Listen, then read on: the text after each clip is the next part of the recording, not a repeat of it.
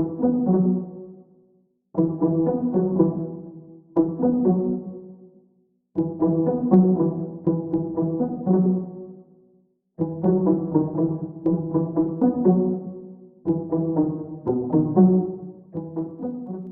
taraina mafy i Marta Tandraza fa tena tsy misy toazy mihitsy ny halabato izay niseho tany Bekilendoya nandritra iny fifidianana iny, indrindra fa nandritra ny fanasam-bato izay nisy tao Bekilendoha tao ka nahatonga any Marta Tandraza lasa farahidiny tamin'ireo kandida izay nirotsaka vidina tao Bekilendoha tao ka tsy nifanaraka tamin'izay nieritreretina sy ireo zay fanohanan'olona marobe azy nandritra ireny fampilezan-kevitra izay nirana hita ireny mo izany toe-java-misy ao Bekilendoha izany rehefa nivoaka am-pifidianana Vonjomaika izany hoe fironam-bokatra any Bekilendoha ihany ka nipitsopitsony mahakasika an'izay no fakafakaina amintsika ato anatin'ity vidéo ity ka manasa antsika rehetra anaraka an'ity vidéo ity hatramin'ny farany azadino ny milaiky ny vidéo antsika ary tsarovy hatrany ny miabone amin'ny chaîne antsika mba ahafahanareo manaraka tsy tapaka ny vidéo zay lefa naisan'andro eto tsy ampiandrela mo isika fa avy hatrany tonga de vavany ndao ary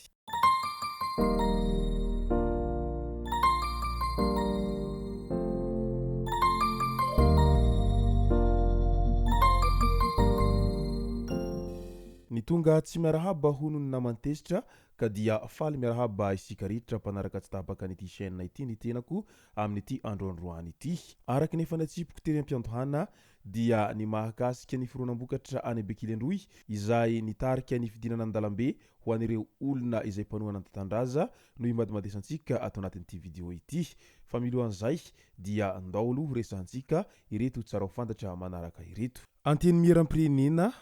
miainga amin'ny voalazany andininy fahadimy fitopolo ny lalam-panorenana dia tapitra ny zoma teo ny 80 andro napetraky ny lalàna faharetany fivoriana ara-potoana faharoa izany dia nanomboka ny talata fahatelo tamin'ny volana oktobra lasa teo natokana handinihana sy handaniana ny lalàna mifehy ny teti-bolam-panjakana nanaitra ny rehetra ny fahabangan'ny seza teny amin'ny anteny miaram-pirenena nandritra ny lanonana namaranana ny fivoriana azo isaina amin'ny ratsan-tanana mantsy ny solombavambahoaka nanatrika an'izany raha delegasiona mafonja kosa ny avy amin'ny androm-panjakana mpanatanteraka sy ny avy amin'ny nanomeny andraikitra hanaraha maso ny fampiharana arabakteny ny lalam-panorenana ny solombavambahoaka tena tompondraha raha kosa asa nanamonjy distrika ny aviny hanao fety ve sa nanao rosage sahady tsy anisany nanatrika ny fivoriana famaranana ihany koa ny ankamaroany solombavambahoaka avy amin'ny antoko-timo asa misy fandraisany amin'ny raharaham-pifidianana ve sa antony hafa no nahatonga azy ireo tsy tonga nanatrika an'izao fivoriana famaranana izao fantatra tamin'iny andro omaly alina iny izay nandrobaka ny Ballon d'Or africain 2024 izay no tanterahana tamin'iny alina iny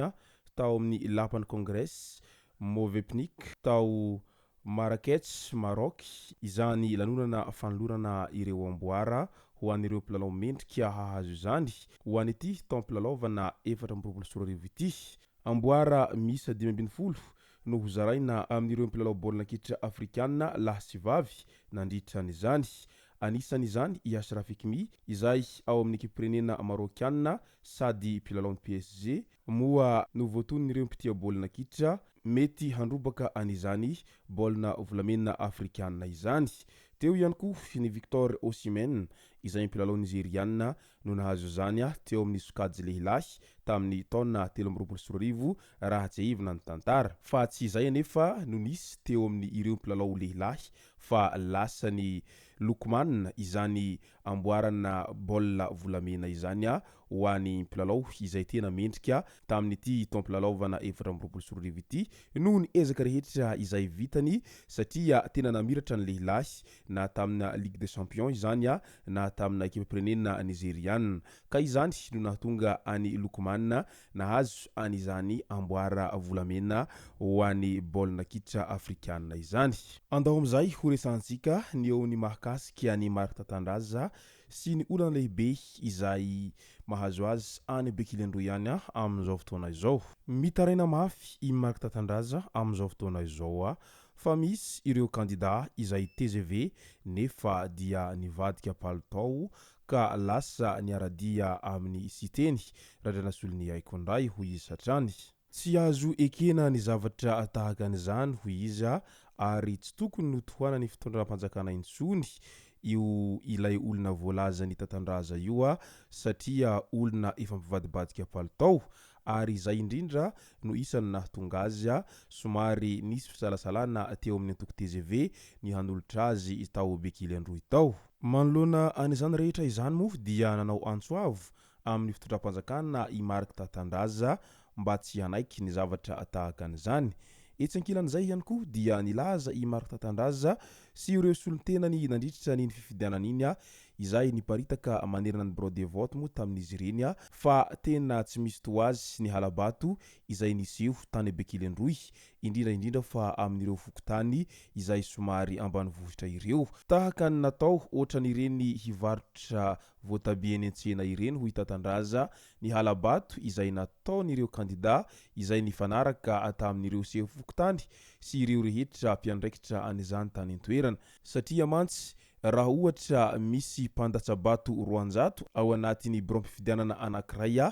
dia ny 100 amin'izany dia vidin'ireo kandida sasany ary ny ambiny kosa no zaraina amin'ireo kandida izay tsy manao an'izany fifidianam-bato izany. Ka teo indrindra no nahatonga any Tatandraza Marika lasa tsy nahazo vato intsony satria misy amin'ireo bureau fandatsaham-bato dia vitsy ireo izay tonga ny vidy ka avetrany lasan'ireo kandida izay nividy vato izany ny vato rehetra amin'iny bureau fandatsaham-bato iny ka malahelo mafy Tatandraza amin'izany zavatra rehetra izany ka izay indrindra no nahatonga azy ireo tena tsy hanaiky ny voka-pifidianana feno hosoka tahaka an'izany araky ny nambaran'izy ireo hatrany. Ka ho setrin'izay dia nisy voaka marobe izay nidina an-dalambe niaraka amin'ny Tatandraza ary nanakoako mihitsy ny saram-bolany eraky ny lalana amin'ny izay hirahira hoe tsy ekenay ny voka-pifidianana fa mitsangana ry tanora ho izy ireo hatrany raha naneho ny alahelon'izy ireo amin'izay tsy faneken'izy ireo voka-pifidianana any Bekily Androy izay satria tsy mendrika ny voaka ny Bekily Androy no hiaina ao anatin'ny izay halabato izay fa tokony mba nahajaina ihany ny safidiny voaka tsirairay izay tonga ny totototo nandeha naneho n'izany safidiny izany mba ahatonga ny kandida izay tian'izy ireo mba ho lany soamantsara izay ka tena hita miharihary fa disy fanentana tanteraka araka izany i Mark Tatandraza raha vantany vonandre an'izay voka-pifidianana vonjomaika na ihany koa fironam-bokatra tany Bekily Androy izay satria tena lasa farahidiny ny tenany ao anatin'ny izao fiandrasana voka-pifidianana ofisialy izao asa raha mbola hoisy fiovana ihany io voka-pifidianana izay fironam-bokatra mivoaka io asa raha hijanona amin'io ihany ka iandrasantsika eto no mety ho tohin'izay raha Mark Tatandraza any Bekily Androy ihany izay sy zay moa no masaka azona roso tao anatin'ity video ity tomboko lasy tomboko vavy misaotra antsika rehetra nanaraka an'ity video ity hatramin'ny farany azadino ny milaiky ny videontsika ary tsarovo hatrany ny miabone amin'ny chaîne antsika mba ahafahanareo manaraka tsy tahapaka ny video zay lefa nahito isan'andro tomboko lasy tomboko vavy mankasitraka dia mirary soa.